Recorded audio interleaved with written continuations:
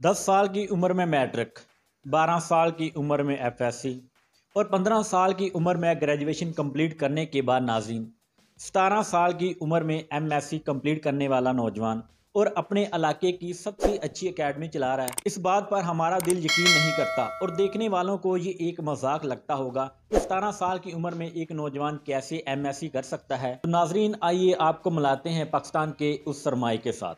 अस्सलाम वालेकुम। वालेकुम अस्सलाम। तो भाई, सबसे पहले आप अपना हमें नाम बताएं। मेरा नाम है फराज खालिद। नाजरीन, ये है वो नौजवान जिसने 17 साल की उम्र में ये तमाम डिग्री हासिल की। सबसे पहले मैं इस नौजवान से एक बात पूछना चाहूँगा कि हमारे देखने वाले तमाम नाजरीन बेताब हैं कि आखिर आप कौन सी चीज़ खाते रहे जिसकी वजह से आपने 17 साल की उम्र में आपने एमएससी की, और हर माँ बाप की ख्वाहिश होगी कि उनका बेटा भी कम से कम उम्र में ज़्यादा से ज़्यादा तालीम हासिल कर सकें। तो आप ऐसा क्या खाते रहे थे, हमारे नाजरीन को प्लीज़ बताएं। ये सबसे पहले तो मामा बाबा की जूतियाँ हैं जो कारगर हुई हैं। शुरू से बहुत जूतियाँ पड़ी हैं हमें।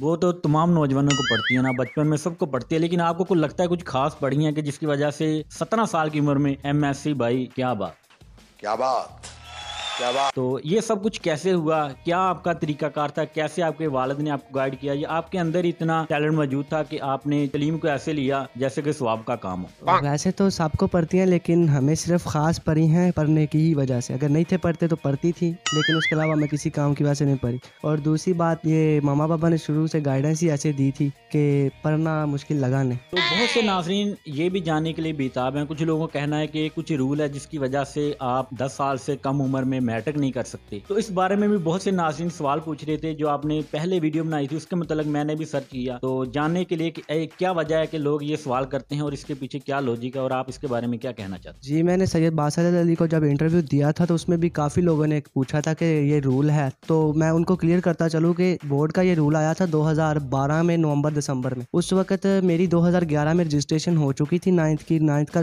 पेपर हो चुके थे, रिजल्ट आ चुका था और 10th की डेट शीट भी आ चुकी थी। तो इस वजह से बोर्ड का वो रूल जो है उस वक्त रजिस्टर्ड स्टूडेंट्स पे लागू नहीं हुआ। तो उसके बाद मेरी एफएससी पार्ट 1 की रजिस्ट्रेशन में प्रॉब्लम आई थी। बोर्ड ने दोबारा से रूल रिस्ट्रिक्शन लगाई कि आपकी एज कम है, लेकिन उस वक्त हम दोबारा सेक्रेटरी एजुकेशन के पास गए थे। उनको जाके कहा कि आपके ही बोर्ड से हमारा 10th का दाखिला गया है, रिजल्ट भी आया। उनको रोल नंबर दिया, उन्होंने चेक किया और फिर उन्होंने रिस्ट्रिक्शन हटाई। और बाद में ये रूल पहले 15 साल का था, बाद में कम होकर 13 साल का हुआ। तो इस रूल की वजह से पाकिस्तान में बहुत से बच्चे होंगे जो छोटी उम्र में ज्यादा तालीम हासिल कर सकते हैं, जिनका माइंड अच्छा है, लेकिन वो इस रूल की वजह से तालीम हासिल नहीं कर पा रहे। आपका इस रूल के बारे में और उन बच्चों के बारे में क्या कहना चाहेंगे, वो भी हमारे ऑडियंस को बताएं। सबसे पहले तो मैं ये कहना चाहूँगा कि ये बोर्ड ने बेतुका रूल बनाया, क्योंकि अगर कोई टैलेंटेड बंदा है, वो पढ़ना चाहता है, चाहे कम एज में पढ़े, उसको पढ़ना देना चाहिए। ये रूल लगा के आप पाकिस्तान के सरमाया को ज़ाया कर रहे हैं कि 3-3 साल अब बच्चे जो हैं वो या तो एज बड़ी लिखवा रहे हैं, बहुत अगर चांसेस हो करने के, उन्होंने लाजमी करना है, और नहीं तो एज बड़ी नहीं लिखवानी तो उनको 3-3 साल ज़ाया करने पड़ रहे हैं। और उस 3 साल में आप एक बुक को बार बार पढ़ने की कोशिश भी करें तो बंदा मतलब एक तरफ का उकता जाता है उन बुक से, तो दोबारा उस लेवल का पढ़ा नहीं जाता जो पहली दफ़ा में पढ़ा जाता। तो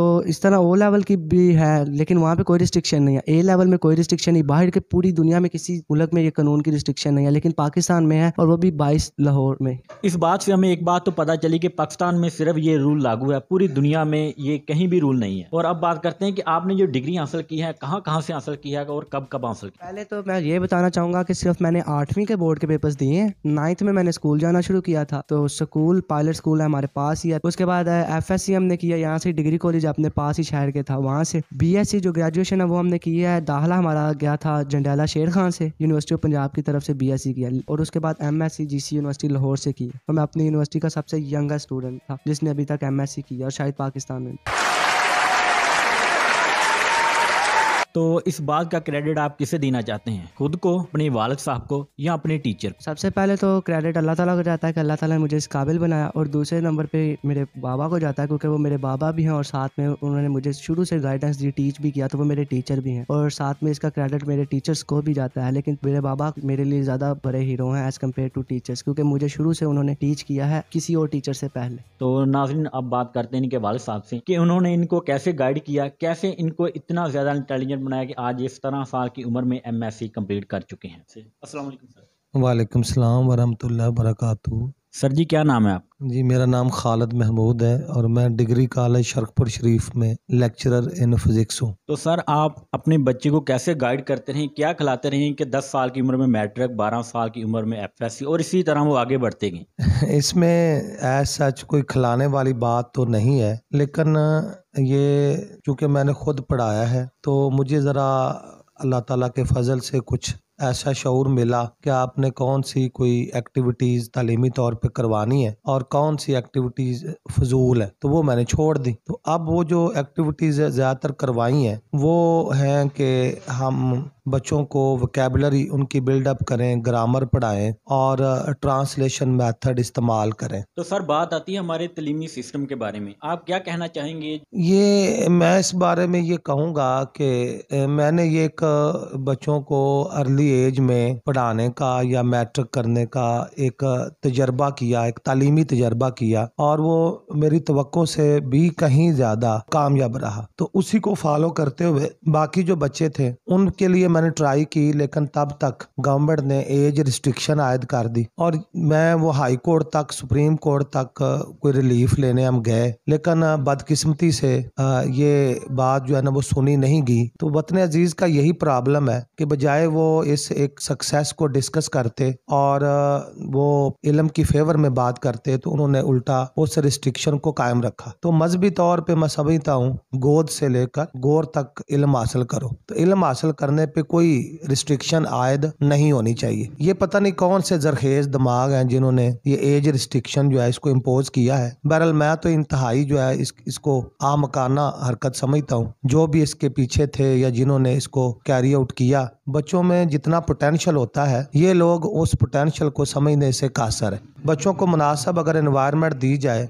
और कुछ एक्टिविटीज़ जो है उन पे कंसंट्रेट करवाया जाए तो बड़ी आसानी से बच्चा जो है वो 9th 10th का जो करिकुलम है उसमें वो 90% से भी ज़्यादा मार्क्स के साथ वो कामयाब हो सकता है। तो ये बिल्कुल मतलब मैं तो बहुत दिल शिकस्ता हुआ था इस एक्ट पे कि जिसमें ये एज रिस्ट्रिक्शन वाला जो सिलसिला है वो लागू हुआ। तो मैं इस तालीमी तजर्बे के बारे में मतलब इस मौके से फ़ायदा उठाते हुए ये कन्वे करना चाहूँगा कि मेरा जो बड़ा बेटा है शिराज खालिद, उसने 10 साल कोई 7 माह की उम्र में मैट्रिक किया, 12 साल 8 माह की उम्र में एफएससी की और वो 2013 और 14 में इंट्री टेस्ट पास नहीं कर सका, लेकिन 2015 में उसने इंट्री टेस्ट पास किया और वो government Nawaz Sharif medical college Gujarat जो कि एक पब्लिक सेक्टर कॉलेज है वहाँ पे वो दाखिल हुआ और अभी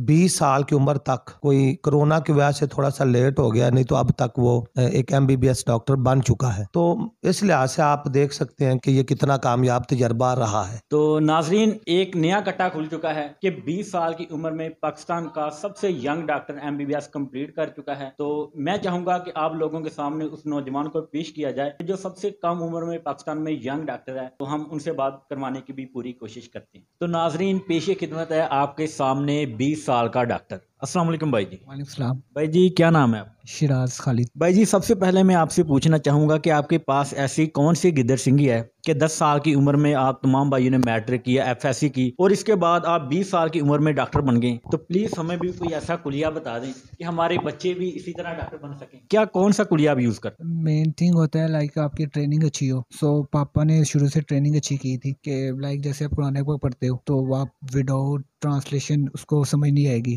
तो आपकी उर्दू अच्छी हो तो आप उसको अच्छे, इंग्लिश भी अच्छी हो जाती है, आपको खुद समझ लग सकती है, विदाउट आप टीचर आप पढ़ सकते हो। तो इस वजह से अच्छी ट्रेनिंग की वजह से आई थिंक अच्छा हो गया था। तो डॉक्टर साहब मैं जानने के लिए बेताब हूँ कि आपने ये सब कुछ कैसे किया, कैसे हुआ कंप्लीट, हमें बताइएगा ना। एक स्टोरी है लाइक मैं पापा के साथ जा रहा था, 5 क्लास में था, तो पापा ने कहा क्यों ना ये क्लासेस स्किप करके ना आप डायरेक्ट 8 के एग्जाम्स दो। मैं 8 ईयर्स का था तो वो फिर 2 माह तैयारी की थी और 8 के एग्जाम दिए तो वो पास हो गए। फिर पापा टीचर थे तो पापा ने कहा था लाइक कि भाई ये हो सकता है, ये भी हो सकता है। 9th पास की, 10th पास की 10 ईयर्स की एज में। तब वो जब एडमिशन हुआ था वो बोर्ड में एक ऑब्जेक्शन लगा था, लेकिन जो वो फिर बोर्ड में जाके क्लियर करवाया था, तो तब ये रूल नहीं था ये वाला एज वाला, बट मेरा हो गया था। उसके बाद एफएससी में पापा भी वो कॉलेज में चले गए थे, पब्लिक सर्विस कमीशन वाला टेस्ट दिया था, मैं भी चला गया। लेकिन जब 12 का एग्ज़ाम हुआ था मेरा, जब 13 के एज में, मेरा 12.5 एज थी आई थिंक, तो एफएससी पास हो गई थी 13 की एज में। हाँ या तो वो उन्होंने कहा था कि डॉक्टर बनना है, तो तब अचानक से तो एंट्री टेस्ट दिया, लेकिन नहीं हुआ था पहली दफ़ा। फिर सेकंड टाइम भी वो यही मतलब रिपीट किया था फिर, तो इस तरह 2 ईयर्स का गैप था उसमें। फिर मैंने ग्रेजुएशन कर ली थी BA जो होता है वो, ताकि अगर MBBS में नहीं आता तो आगे CSS वगैरह हो जाए। BA जो है वो भी क्लियर हो गया था। अच्छा, जो ये MCAT दिया तो वो भी क्लियर हो गया, तो 15 की एज से पहले BA क्लियर हो गया था, जो 2 साल का गैप आया था। 15 के बाद जो MCAT वो दिया था, तो वो MBBS में एडमिशन हो गया। तो MBBS में फर्स्ट ईयर में एडमिशन हुआ था सियालकोट में, फिर उधर से अपग्रेड हो गए उधर, फिर पढ़ा फर्स्ट ईयर मतलब कंटिन्यूसली 4 ईयर्स को, तो क्लास का टॉपर हुआ इसमें, और सामने 2 गोल्ड मेडल लिए हैं।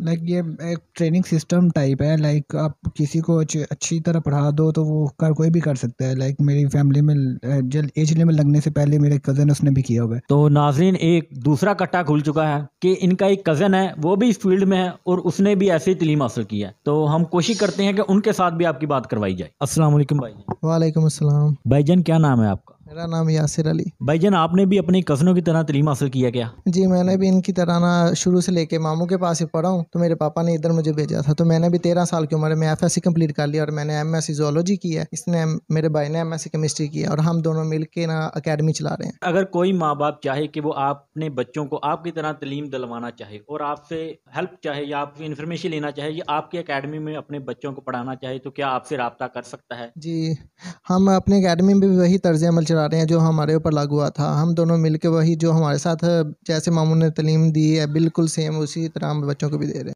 तो नाज़रीन, अगर आप इन लोगों से रब्ता करना चाहते हैं, अपने बच्चों को इनकी अकेडमी पढ़ाना चाहते हैं या इनसे कोई भी इन्फॉर्मेशन लेना चाहते हैं, तो स्क्रीन पे इस वक्त आपको एक नंबर नज़र आ रहा होगा, आप इस नंबर पे कॉल करके इनके साथ रब्ता कर सकते हैं, किसी भी तरह की इन्फॉर्मेशन ले सकते हैं। ये हर तरह से आपको गाइड करेंगे।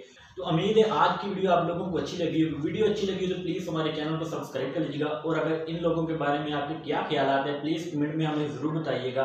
ये जो रूल लगा है 13 साल की एज का, इसके बारे में आप क्या कहना चाहते हैं? प्लीज़ अपनी राय का इज़हार कमेंट सेक्शन में देकर हमें अपनी राय से ज़रूर आगाह कीजिएगा। मिलते हैं किसी नेक्स्ट वीडियो में, दुआओं में याद रखिएगा।